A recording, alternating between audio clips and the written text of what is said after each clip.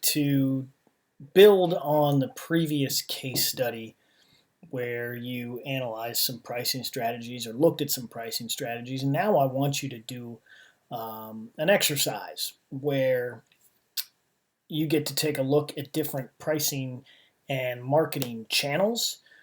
This is something that I would encourage all of you to do. Establishing the first price of your product is exceptionally difficult. It's a question I get asked all the time, and there's no immediate answer.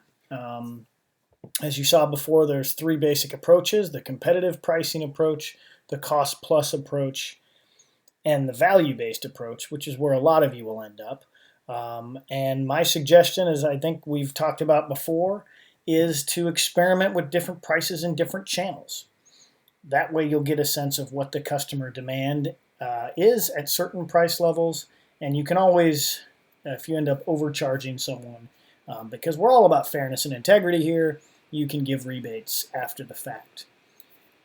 Anyway, I wanted to put forth this exercise for you to take a look at. It's not going to be graded, but it is going to go towards your participation. It's going to replace the case study that I was going to assign for this week. We'll focus on this one instead. I don't want to put a grade on it because I don't want to pressure you too much with this. For those of you who are not terribly familiar with Excel, this is an Excel-based exercise. This is a way to kind of get you started. So, as you can see, the article I've attached here, Pricing Over Alternative Distribution Channels, a spreadsheet-based student assignment and classroom exercise.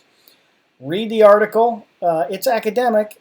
It's a little boring, so you can skim it.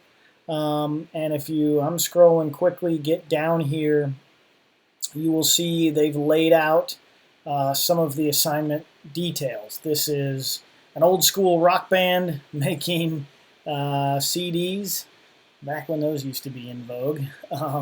So it's a bit old, but the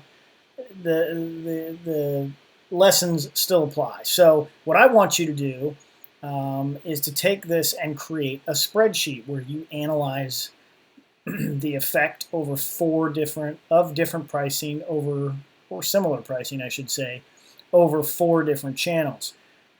Direct to the consumer, right?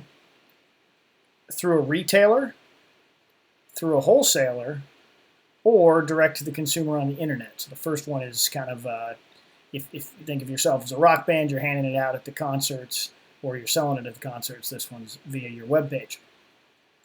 So I want you to build this spreadsheet. I've left all the information in here. Some of it's a bit wrong. I was able to go through this and find that their formulas didn't quite work. So I want you to use these inputs to calculate the break-even point and, more importantly, the projected profit for each channel. So your spreadsheet, the spreadsheet I'm going to give you won't look exactly like this, but that's the one I want you to use. So, and here's some more details. So without further ado, I'm also going to post this spreadsheet, as you can see over here on the right of my screen. I want you to analyze, again, here's the 4 channels. Direct to the consumer, you're you're selling it at your sites, your events, through the retailer, through a wholesaler, and then through the internet. Anything in blue on a spreadsheet, and this goes for any spreadsheet I send you throughout this year, anything in blue is an input where you are allowed to type in the numbers.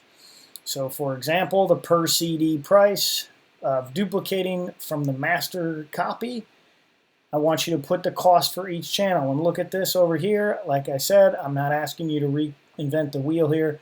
That is all here, $1 for each. So you would just simply type in $1 for each one of these, right? So not terribly difficult. Most of it's going to line up directly like that. Those are variable costs. Variable costs, remember, are things that vary, costs that vary based on how many we sell.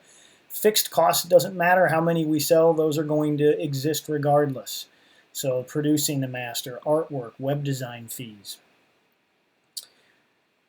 Then I want you to just put in a competitive sales price. For this example, if you see over here, they've used $15. Just carry that forward.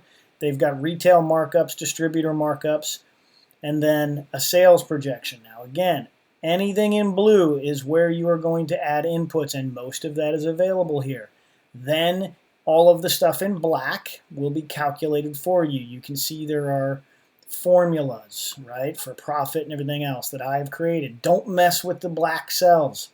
If you're not familiar with Excel and you don't want to mess up formulas, don't touch the black cells. Focus only on the blue cells, and the rest of the sheet will populate automatically.